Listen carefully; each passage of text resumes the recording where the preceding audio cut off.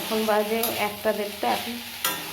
এখন আমি মোচাটা রান্না করব। সকালে ডালটা রান্না করেছি আর ভাত ওসব করতে করতে কৌটোগুলো ধুচ্ছিলাম, অনেকদিন বাড়িতে ছিলাম না।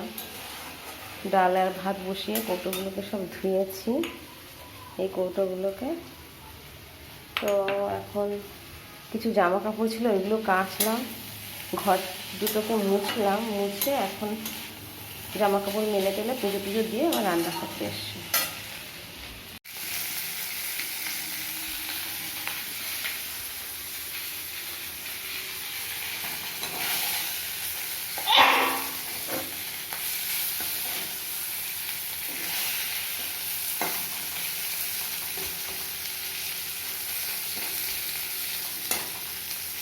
সর্ষে বাটা একটু তেল দিয়ে দেবো।